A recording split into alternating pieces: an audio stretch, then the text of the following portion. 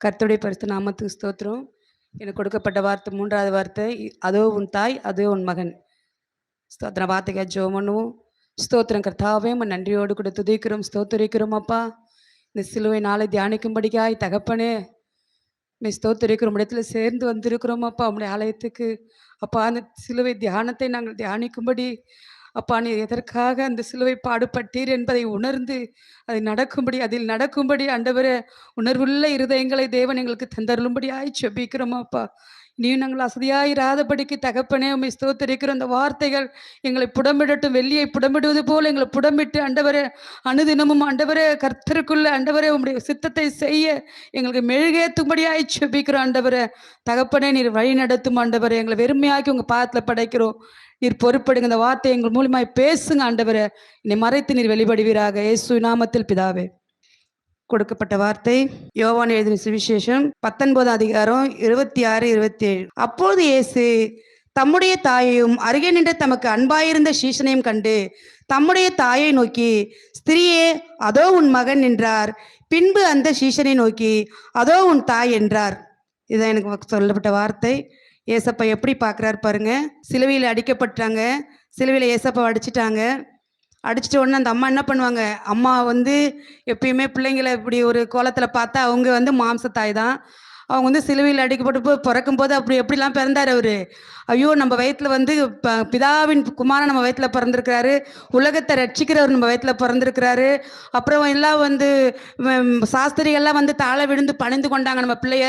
அப்புறம் உலகத்தெல்லாம் உலகத்தின் பாவங்கள் எல்லாம் அவர் மன்னிக்கிறவர். நம்ம வயிற்றில் பிறந்திருக்கிறான்னு அந்த அம்மா ரொம்ப பெருமை பாராட்டிட்டு ரொம்ப சந்தோஷப்பட்டாங்களாம். அந்த அந்த அந்த தாய் இப்படிப்பட்ட கோணத்தில் கருத்தை பார்க்கும்போது, இயேசுவை பார்க்கும்போது, சிலுவையில் முள்முடி சிந்தி ரத்தம் சிந்தி அவருக்கு தலையெல்லாம் தண்ணி ரத்தமாக இருந்துச்சான். கண்கள்லாம் உறைந்த ரத்தம் போல ஒரு உதவியற்ற நிலை, கைகள்லாம் ஆணையால் அடிக்கப்பட்டுருச்சு. அந்த உதவியற்ற நிலையில ஓடி அழுகுறாங்க. சிலுவைட்டு நின்றுட்டு அழுதுருப்பாங்க.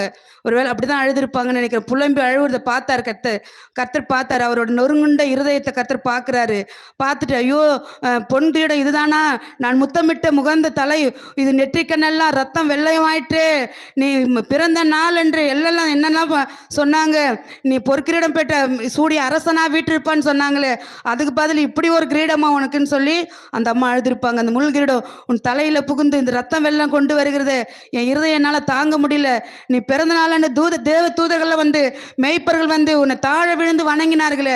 உலகத்தை எல்லாம் ரட்சிக்க போகும் தேவகுமாரன் என்று என் வயிற்றில் பிறந்திருக்க நான் பூரித்தேனே. நீ பிறந்த பொழுது 3 சாஸ்திரிகள் உன்னை தேடி பொன்னையும் தூப வர்க்கத்தையும் வெள்ளை போலத்தையும் கொண்டு உன்னை கும்பிட்டு விழுந்தார்களே. இவன் யூதனுக்கு அரசனாய் பிறந்திருக்கிறார் என்று உன்னை வாழ்த்தினார்களே. உன் பாதங்களை முத்தமிட்டார்களே. உன்னை ஆலயம் கொண்டு வரும் முதல் நாள் அண்ணாலும் சிமியோனும் எப்படி மகிழ்ந்தார்களோ நானும் அப்படி பூரித்தேனே. 12 வயதுல தேவாலயத்திற்கு போதகர்கள் வேத அறிஞர்கள் எங்கிருந்து இந்த ஞானம் இவனுக்கு வந்தது என்று உன்னை பாராட்டினார்கள். எத்தனை பேரானந்தம் கொண்டேனே. அந்த பிள்ளை இன்றைக்கு சிலுவையில் அடிக்கப்பட்டு இருக்கிறது என்னால பார்க்க முடியலேன்னு சொல்லி அந்த தாய் அழுதிருப்பாங்க போல. யூதர்கள், ஆண்டவரே, இயேசுவே, இப்படி ஒரு நிலைமை உன் தேவையா? யூதர்களின் ராஜா என்று உனக்கு கேலியா வைத்திருக்கிறாங்களே. நீ அரசனா இருப்பேன் என்று காபிரியல் சொன்ன வார்த்தையும் கூட பலிக்கவில்லையேன்னு சொல்லி அந்த அம்மா ரொம்ப பலவீனப்பட்டு அழுதிருப்பாங்க. ரொம்ப துயரப்பட்டு அழுதிருப்பாங்க. அதன் மத்தியில உன்னை மதியினது போல நிந்திக்கிறார்களேப்பா. மகனே, உன்னை கொல்ல இந்த மனிதர்கள் சதி திட்டம் தீட்டினாங்க. அதை நான் அறிந்து இந்த பொல்லாத ஜனங்கள் எடுத்திருந்து உன்னை விடுவிக்கித்து கொள்ள இந்த வஞ்சகர்களை குறித்து எச்சரிக்கையாக இருக்க ஓடி வந்தேனே. நீயோ என்னை பார்க்க மறுத்து விட்டாயப்பா அப்படின்னு சொல்லி அந்த அம்மா அழுதிருப்பாங்க போல. அந்த குரல், அந்த எச்சரிப்பின் குரலை கேட்டிருந்தால் இன்று ஒருவேளை நீ தப்பித்திருப்பாயோ என்று, ஏன் என்னை சந்திக்க மறுத்தாய் என்ற அந்த அம்மாவோட குரல், அந்த குமுறல் சத்தம் ஏசப்பா உள்ளத்தை அசைத்து விட்டது. அசைந்தவர் என்ன சொல்கிறார்? கண் திறந்து பார்க்கலாம் என்று அவரை பார்க்கும்படி தூண்டி இருக்க வேண்டும். இயேசு தம் தாயை உயிர் போல நேசித்தாராம். தம் தாயை உயிர் போல நேசித்தாராம். 30 வயது வரை அவர் கீழ்பட்டு இருந்தாராம். லூக்கா 2:51 30 வருடம் தமக்கு அன்பு காட்டின தாயை அவர் மாம்ச பிரகாரமாக அவர் பிரிவது நிச்சயமா அவருக்கு வேதனை தான் தந்திருக்கும். லூக்கா 7:12-13 மரித்து போன வாலிபனை உயிரோடு எழுப்பினார்கள், மனதுருகினார். லூக்கா 12 7, 12, 13 ஒரு கிராமத்துல ஒரு மரித்து போன ஒரே மகன் அந்த தாய்க்கு. அந்த மகன் மரிக்கும் போது அவங்க போய் அங்க பார்த்தாராம், மனதுருகினார். அவங்க எல்லாம் வந்து கேட்டாங்களாம், என் மகன் மரித்து போயிட்டான்னு சொல்லி ஓடி போய் அந்த இடத்துல போய் அவர் பார்க்கும்போது அந்த மகன் மரித்திருந்தான். அந்த மகனை பார்த்துட்டுன்னு மனதுருகி அவங்கள உற்சாகப்படுத்தினார். ஒன்னாவது விடுங்க பாடையை தொட்டு அவனை சுகமாக்கி எழுப்பினார். அப்படிதான் நம்ம தாய்க்கு அவங்களுக்கே மாம்ச பிரகமான அந்த தாய்க்கே அவங்க வந்து அப்படி பிரயாசப்பட்டாரு. அவரு மனதுருகி போனார்னா நம்ம அம்மா நம்மளை விட்டுட்டு நம்ம போறோமே, அம்மா எப்படி இருப்பாங்கன்னு சொல்லி அவருக்கு இருதயத்துல இருந்திருக்கும். அப்படிதான் அவர் வந்து உயிரோடு எழுப்பின அவர் மனதுருகினாரு. அவள் வாழ்வு அந்த அம்மாவோட வாழ்வு மலர செய்தார். இன்றோ நம் சொந்த தாய் கதறி அழுது நின்றது உருந்தது உணர்ந்து ஆறுதல் தர முயன்ற தன்னை இழந்து விட்ட பிறகு தன் தாயின் உள்ளம் எவ்வளவு எருமையா இருக்குன்னு என்பது உணர்ந்து உள்ளம் உருகினார். எனவேதான் அந்த வேதனையின் மத்தியிலும் மறுபுறம் கதறின்ற அந்த அன்பு சீடன் யோவானையும் தன் தாய்க்கும் தான் இருந்த இடத்தை நிரப்பும் அன்பு மகனுக்கும் மகனாய் தந்தார். ஸ்திரியே, இதே என் மதிப்பிற்குரிய தாயே, அதோ உன் மகன் என்றார். தேவன் வந்து சங்கீதம் 147:3 சொல்லியிருக்கு, தேவன் நொறுங்குண்டவர்களை குணமாக்குகிறார், அவர்களுடைய காயங்களை கட்டுகிறார். லூக்கால சொல்லியிருக்கு 4:18 நொறுங்குண்ட இருதயங்களை குணமாக்கும் தேவகுமாரனாகிய இயேசுவிடம் வல்லமை தேவகுமாரனாகிய இயேசுவிடம் காணப்பட்டது. அவர் என்ன பண்றாரு, மனுஷன் தான் முகத்தை பார்க்கிறான், ஏசப்பா என்ன பண்றாரு, இருதயத்தை தான் பார்க்கிறாரு.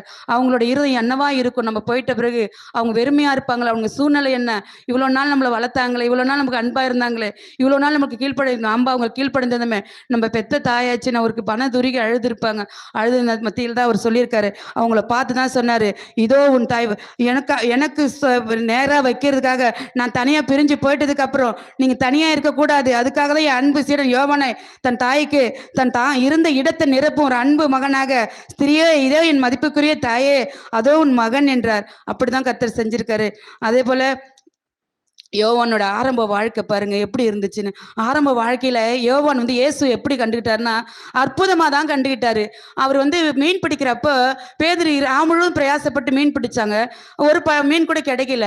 அவர் போய் வார்த்தையை சொன்னாரு, பேதுருவே நீ படகு போடு, மீனை போடு, தூண்டில போடுன்னு. அவர் சொன்னார், முழுவதும் பிரயாசப்பட்டையா, ஒரு மீன் கூட கிடைக்கல, நீங்க சொல்றீங்க அந்த வார்த்தை கீழ்பண்ண மீன் படகு போடுறேன், அப்ப மீன் கிடைக்கும். 2 படகு அமிழத்தக்கதான மீன்கள் பிடித்தாங்க. இவங்க எல்லாம் பார்த்துட்டு பேதுரு யோவான் எல்லாம் போய் பார்த்துட்டு அப்படியே பிரமிச்சு போயிட்டாங்களாம். அது ஒரு அப்படிதான் பார்த்தாப்புல. அப்புறம் 2வது வந்து 12 வயசு சிறுமி மரித்து போயிருந்தா, அந்த சிறுமியை வந்து ஏசப்பா போயிட்டு அவர் கூட தான் பேதுரு யோவான் 3 பேரும் தான் போறாங்க. 3 பேரும் போய் அந்த சிறுமிகிட்ட போய் ஜெபம் பண்றாங்க. அவங்க எல்லாம் மரித்து போயிட்டாங்க, தாரத்தம்பட்டெல்லாம் ஊதிட்டு இருக்காங்க. அவர் என்ன பண்ணாரு, அந்த வீட்டுக்குள்ள போயிட்டு, யாரும் அழுவாதீங்க, சிறுமி மறிக்கல, தூங்கிட்டு இருக்கான்னு சொல்லிட்டு போயிட்டு என்ன பண்ணாரு, சிறு பெண்ணே தலித்தாகுமே அப்படின்னு உயிரோடு எழுப்பினாரு. அந்த அற்புதத்தின் தகப்பன் இப்படி அடிக்கப்பட்டிருக்கிறாருன்னு சொல்லிட்டு அப்புறம் 3 பேருக்கு ஜெபம் பண்ண கூட்டிட்டு போறாரு. கடைசியில ஜெபம் பண்ண கூட்டிட்டு போன 3 பேரையும் தான் கூட்டிட்டு போறாரு. அந்த லாஸ்ட் நேரத்துல நான் உலகத்துக்கு ஒளியா இருக்கிறேன்னு சொன்னாரு. இவரா இப்படி அடிக்கப்பட்டாருன்னு அவரால் தாங்க முடியல. அந்த சிலுவையில் அவர் இயேசுவை பார்த்தவன அந்த யோவான் சொன்னால தாங்க முடியல. அப்பா நீங்க இப்படிதான் செஞ்சீங்களேப்பா, இவ்வளவு அற்புதம் செஞ்சீங்க, அற்புதமா உங்களை பார்த்தனே, அதுக்குதான் நீங்க வந்து என்னை கேட்டுட்டே இருந்தீங்களா, தூங்காத பேதுருவே, யோவானே, என்னோட கூட 1 மணி நேரம் விழித்திருக்க கூடாதான்னு எத்தனை வாட்டி என்னை எழுப்பி விட்டீங்க, அப்பெல்லாம் நான் தூங்கிட்டு இருந்தேனே அப்படின்னு சொல்லிட்டு அவர் சிலுவையில் தாங்கும் பரிதாபம் அவன் உள்ளத்தை சுக்குநூறாக்கிது. அவர் செய்த அற்புதங்களை எல்லாம் எண்ணி பார்த்திருப்பான். மக்கள் வாழ்வு மலர பற்பல அற்புதங்களை செய்த தேவனுக்கா இந்த நிலைமை? ஐயோ, மரித்தவர் மீது அன்பு காட்ட இனி உலகில் எங்கே போவேன், எங்கே நான் காண்பேன் என்று மனம் கசந்து அழுதிருப்பான். ஐயோ, நான் உலகத்திற்கு ஒளி என்று சொன்னீரே, அந்த ஒளியை எங்கே நான் காண்பேன் என்று அவன் வேதனை அடைந்து ஜெபித்திருப்பான். கெத்செமனே தோட்டத்திற்கு கடைசி வழியாக தன்னை அழைத்து போன காட்சி அவன் கண்முன் தோன்றி இருக்கும். என் ஆத்துமா மரணத்துக்கு ஏதவாய் துக்கம் கொண்டு இருக்குது, இங்கே நீங்கள் தங்கி என்னோடு கூட விழித்திருங்கள் என்ற வார்த்தை அவன் காதுகளில் வலியுடன் தொனித்திருக்கும். அப்பதான் அவன் சொல்றான், ஐயோ நான் இப்படி தப்பு பண்ணிட்டேனே, நீங்க சொன்னீங்களே ஆண்டவரே, இந்த பாத்திரம் என்னை விட்டு நீங்க கூடுமானால், லூக்கா 22:42 சொல்றாரு, இந்த பாத்திரம் என்னை விட்டு நீங்க கூடுமானால் என்னுடைய சித்தத்தின்படி அல்ல பிதாவே உம்முடைய சித்தத்தின்படி நீங்கட்டும் என்று சொன்ன அந்த வார்த்தையின்படி அவன் கதறிய போது அவர் உறங்கி கிடந்த அந்த காட்சி நிலையில் தோன்றி இருக்கக்கூடும். அவன் காட்சி அவனுக்கு நிலையில் தோன்றிருக்கும். ஐயோ, இப்படிலாம் ஆண்டவர் ஜெபம் பண்ணாரு, நம்ம கூடயே இருந்தமே, நம்ம விட்டுட்டோமே அப்படின்னு சொல்லி. அப்பா யோவானை எழுப்பினாரு. அவர் என்ன எழுப்பினாரு, யோவானே என்னோடு கூட 1 மணி நேரம் விழித்திருக்கூடாது, அன்பு குரல் காதல ஒலித்திருக்கும். மார்க் 14:40 நான் விழிப்பதற்கு போல உறங்கி விட்டேனே, 2ஆம் முறை நானோ என்ன பேசுறேன் என்று தெரியாமலே பிதறினேனே நான் தூங்கி இருந்தால் தூரத்தில் யூதாசை தூங்காமல் இருந்திருந்தா ஏசப்பா என்னை எழுப்பினாரு. நான் தூங்காத இருந்திருந்தா யூதாசை கண்டிருப்பேனே, அப்ப போர் சேவகர்கள்லாம் கண்டிருப்பேனே, இயேசுவை தப்பி வைத்திருப்பேனே. அவரே இந்த சூழ்நிலையிலும் இயேசு நான் தான் என்று சொன்னாரு. என்னை தேடுகிறது உண்டானால் இவர்களை போக விடுங்கள் என்று சொன்னாரு. யோவானை விட்டு விடுங்கள் என்று சொன்னாரு என்று பிடித்து கொண்டு, ஐயோ நீரோ என்னை காப்பாற்றினீர். நானோ தூங்கி தூங்கி என் மனம் கசந்து அழுது கண்ணீர் விட்டதை ஆண்டவர் அறிந்திருப்பார். அவர் உள்ள முருகிற்று அவனுடைய உடைந்த உள்ளத்தை கர்த்தர் பார்க்கிறார். அவருடைய உடைந்த உள்ளத்தை கர்த்தர் பார்க்கிறார். எத்தனை அருமையான தேவனப்பா. நீங்க சொன்னீங்களே, நாங்க கேட்காம விட்டுட்டோமே, அதற்கு தானா இது அப்படின்னு சொல்லி அவன் மகன் அழுததை, அந்த யோவான் அழுதை, அன்பு சீடன் அவன், அன்பு சீடன் எல்லாரும் சொல்றாங்க. யூதாஸ் காரியத்தை காட்டி கொடுக்கும் போது கூட, அந்த காட்டி கொடுத்த ராத்திரியில கூட தேவனுடைய தோல்ல தான் அவன் சார்ந்து இருந்தானா. அப்படிப்பட்ட அன்புடைய சீசன் அவன். அந்த சீசனை பார்த்தவருக்கு உள்ள உருகிடுச்சு. அப்பா இந்த அன்பை நான் எப்படி விட்டுட்டேன், என் தூக்கத்துக்காக விட்டுட்டேனே. நீங்க எத்தனை முறை சொன்னீங்க ஆண்டவரே, நான் கேட்கலையேன்னு சொல்லி அவன் பாசத்தோடு அழுததை பார்த்துருப்பான். ஒரு தாய் பாசத்தை போல என் மார்பில் சாய்ந்து தூங்கினேனே, இந்த அன்பையான விட்டுட்டேன், இந்த அன்பையான இப்படி அடிக்க கொடுத்துட்டேன்னு சொல்லி அவன் உள்ள உருகி இருக்கும். அதை பார்த்து அவர் உள்ள, ஆண்டவரே அப்பா என் பிள்ளைய விட்டுட்டு போனா, என் பிள்ளைக்கு ஆறுதல் தர யாரும் இல்லையேன்னு சொல்லிதான் ஒரு தாயின் பாசத்தை தன் மார்பில் ருசித்தாயே மகனே, நான் விட்டு கடந்து போகிறேன். அதே அன்பை உனக்கு காட்ட, உன்னை ஆற்றி தேற்ற, அரவணைக்க என் தாயையே உனக்கு தாயாக தருகிறேன். அதோ உன் தாய், அவள் மார்பே உன்னை ஆறுதல் படுத்தட்டும் என்று சொல்லி ஆற்றி தேற்றினார். யோவானை போல சிலுவையில் தொங்கும் இயேசுவிற்கு முன்பாக நம்மையும் நாம் ஆராய்வோம். ஒருவேளை அக்னி ஜுவாலை போன்ற அவருடைய கண்கள் நம் உள்ளத்தை பார்க்க கூடுமானால், வெளிப்படுத்தல் 2 நாள்ல சொல்லப்பட்டபடி, ஆனாலும் நீ ஆதியிலிருந்து அன்பை விட்டாய் என்று, உன் பேரில் எனக்கு ஒரு குறை உண்டு என்று சொல்வாரு. அப்பா ஸ்தோத்திரிக்கிறோம். சிலுவை தருணத்துல கூட ஆண்டவரே, ரத்தம் வழிந்து ஓடினது, முள்முடி சுமந்து கொண்டிருந்து கண்களை துடைக்க கூட கரங்கள் இல்லை, ஆடியால் அடிக்கப்பட்டிருந்ததப்பா. அந்த சூழ்நிலையில கூட ஆண்டவரே, அப்பா ஸ்தோத்திரிக்கிறோம். அன்பு எத்தனை பெரிய அன்பு ஆண்டவரே. பூமியில இருக்கிற ஒவ்வொரு ஜனங்களுக்காக அதோ உன் தாய், அதோ உன் மகன் என்று ஆண்டவரை ஆறுதல் படுத்தினீரே. உன்னுடைய காயங்கள் எல்லாம் நீர் ஒன்று கூட நினைத்து பார்க்கவில்லை அப்பா. அப்பா ஸ்தோத்திரிக்கிறேன். எத்தனை பெரிய நல்ல தேவன் நீர், எத்தனை பெரிய நல்ல தேவன் நீர். எங்களுக்காக ரத்தம் சிந்திச்சு உன்னை தந்தீர. நீர் அனுதினமும் எங்களை எழுப்புகிறீர, அனுதினமும் எங்களை எழுப்புகிறீரே. ஒருவன் வாசற்படையில் என்று கதவை தட்டுகிறேன், இதோ என் வாசற்படை என்று கதவை தட்டுகிறேன், அவன் என் சத்தத்திற்கு செவி கொடுத்தால் நான் அவனோடு கூட போய் அவனுக்குள் வாசம் பண்ணுவேன் என்று சொல்லி அனுதினமும் கதவை தட்டுகிறீரப்பா. இனி நாங்கள் அசதியா இருக்கக்கூடாதுப்பா. கல்வாரி சிலுவையின் அன்பு, கல்வாரி சிலுவையின் சிந்தின ரத்தம் எங்களுக்குள்ளாய் ராஜாவே, அனுதினமும் ஆண்டவரே பாவி ஸ்தோத்திரிக்கிற புடமிடப்பட வேண்டும் அப்பா. நாங்கள் புடமிடப்பட வேண்டும் ஆண்டவரே. அறியாத ஆண்டவரே, தேவனை பற்றி அறியாத ஜனங்களுக்கு உடைய அன்பை சொல்ல எங்களை புடமிடும் ஆண்டவரே. எங்களை தகுதிப்படுத்தும், எங்களை தெரிந்து கொள்ளும், எங்களை அணுகணும், மெருகேற்றும் அப்பா. யோவான் சடனை போல ஆண்டவரே, நாங்கள் இல்லாமல் தகப்பனே ஸ்தோத்திரிக்கிறோம் அப்பா. யோவான் கர்த்தருக்கு வழியை ஆயத்தம் பண்ணினான், கடைசி நேரத்துல ஆண்டவரை தூங்கி போனான் ஆண்டவரை.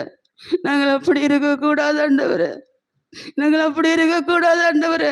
உடைய சத்தியத்தின்படி ஆண்டவரே, நீர் ஆவியானவர் சபைக்கு சொல்லுறதை காதில்லவன் கேட்க கடவன் என்று சொல்லிய வார்த்தையின்படி நீர் பேசுகிறதை அனுதினமும் நாங்கள் கேட்கிறவர்களாய், உடைய சித்தத்தை செய்கிறோம், பிதாவின் வாக்குத்தத்தை நிறைவேற்றுகிற பிள்ளைகளாய் எங்களை ஒவ்வொருவரும் அர்ப்பணித்து ஜெபிக்கிறோம் ஆண்டவரே. இந்த வார்த்தைக்காய் நீர் மகிமைப்படுறதுக்காய் நன்றி செலுத்துகிறோம். தகுதி இல்லாத எங்களை தகுதிப்படுத்தி தேவனே, உம்முடைய இந்த வார்த்தை சொல்லும்படி ஆண்டவரை அனுக்கிரகம் செய்து உங்க கோடி கோடி கோடி கோடி நன்றி என்று சொல்லுகிறோம். இயேசுவின் நாமத்தில் பிதாவே.